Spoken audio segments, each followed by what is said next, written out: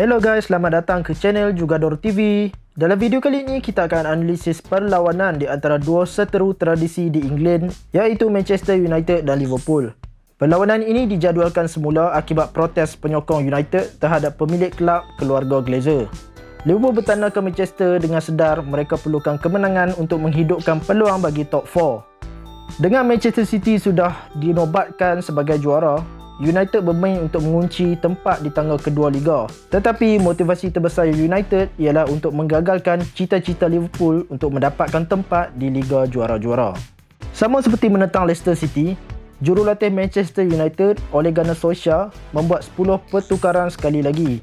Dengan kecederaan kepada Kapten Harry Maguire, Eric Bailly satu-satunya pemain yang mengekalkan tempatnya di dalam kesebelasan utama. Untuk Jurgen Klopp pula, Roberto Firmino masuk menggantikan Sadio Mane dalam satu-satunya pertukaran Liverpool di Old Trafford. Manchester United bermula dengan sangat baik. Selama 20 minit permainan awal, mereka sangat dominan dan hasilnya United mendapat gol awal daripada Bruno Fernandes. Kemudian pemain Liverpool bangkit daripada permulaan yang buruk untuk terus menekan United membuat kesilapan dan Liverpool berjaya. Klopp berjaya mencari dua elemen kelemahan United yang ketara dalam perlawanan ini. Intensity ialah DNA Liverpool. Dengan PPDA sebanyak 9.86, intensity pressing yang Liverpool tunjukkan dalam perlawanan ini adalah sangat agresif, terutama daripada midfield dan forward. Dengan formasi 4-3-3 menentang 4-2-3-1, trio midfielder Liverpool memiliki kelebihan satu pemain dengan 3v2 overload sekaligus mendominasi kawasan tengah. Midfield Liverpool berjaya retain bola lebih baik daripada double pivot United, McFred, yang sangat sloppy in possession. Ketika kedua-dua pemain ini mendapat bola, mereka ditarget oleh 2 hingga 3 pemain Liverpool yang sangat agresif. McTominay hanya membuat 65% pas dan memberikan bola lebih banyak kepada lawan berbanding gabungan 3 pemain tengah Liverpool. Liverpool berjaya mendapatkan 2 gol pada perlawanan ini hasil daripada counter pressing yang sangat cantik dan efektif ke atas garisan pertahanan United. Akibat ketiadaan ball playing centre back Harry Maguire, Victor Lindelof ditugaskan sebagai pemain yang membuat build up dan dia ditukarkan daripada right centre back kepada left centre back. Pertukaran ini menjadikan Lindelof sangat struggle dan nervous untuk mencipta build up daripada bawah. Victor Lindelof adalah salah satu penyebab gol ketiga Liverpool. Ada 2 fasa kesilapan berlaku untuk gol ini. Di sini Fred memang bersedia meminta bola, tetapi Lindelof seharusnya memilih passing option yang lebih baik ketika Fred berada di bawah tekanan. Jadi dengan Thiago mendekat di belakang, apabila mendapat bola, Fred terpaksa membuat first time pass kepada Shaw yang dengan mudahnya dipintas oleh Trent. United bernasib baik dengan low cross Trent gagal dimanfaatkan Liverpool, tetapi belum pun keadaan stabil, fasa kedua kesilapan United berlaku. Kali ini pula giliran Luke Shaw yang dengan yakin memutuskan untuk gelecek keluar daripada zon bahaya. Shaw berjaya melewati beberapa pemain Liverpool tetapi dengan jelas tersilap masuk ke dalam pressing trap yang dipasang Liverpool. Dia menghadiahkan chip ball yang kemudian dihukum oleh Firmino. Gol keempat juga berulang benda yang sama. Dengan baki hanya 5 minit permainan, United push 10 pemain untuk mencari gol penyamaan. Curtis Jones memulakan pressing kepada McTominay.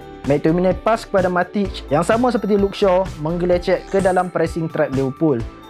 Fabinho intercept dan 7 saat kemudian Salah di hujung padang untuk menamatkan perlawanan.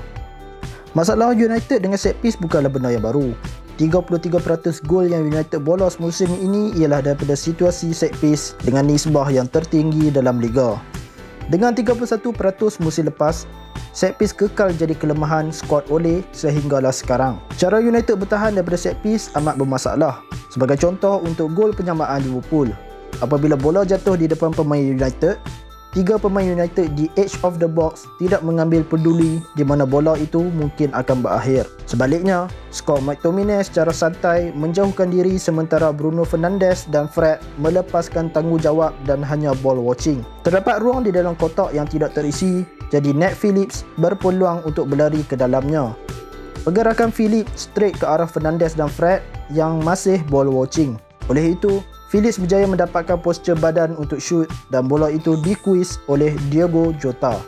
Sistem pertahanan set piece Red Devils biasanya menggunakan campuran antara zonal marking dan man marking di kawasan far post seperti yang dilihat dalam gol kedua Liverpool.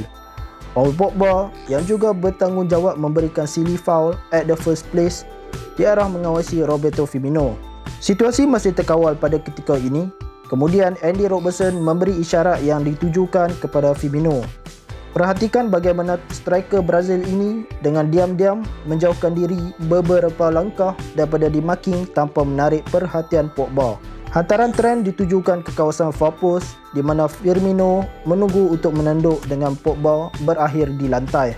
Selain itu, Liverpool juga banyak menggunakan bola-bola direct yang berbahaya daripada man of the match pada malam itu, Trent Alexander-Arnold, untuk bypass garisan McFred dan memberikan situasi fast break kepada Liverpool. United gagal untuk pin back Trent yang bebas melakukan playmaking dengan minimum tekanan daripada Pogba sepanjang 90 minit. Trent mencipta 5 peluang, 4 shot, 1 assist dan paling banyak membuat recovery dengan 14 recovery. Bagi penutup, Liverpool ialah the better side malam itu. Permainan menyerang Liverpool kembali ke tahap terbaik walaupun Liverpool agak terbuka di bahagian belakang. Liverpool menang di Old Trafford buat pertama kalinya sejak tahun 2014. Kemenangan yang sangat besar dalam perlombaan untuk mengejar top 4. Untuk layak mendapat top 4, Liverpool perlukan kemenangan dalam semua baki perlawanan. Don't forget to like, subscribe and share this content. Stay safe and peace.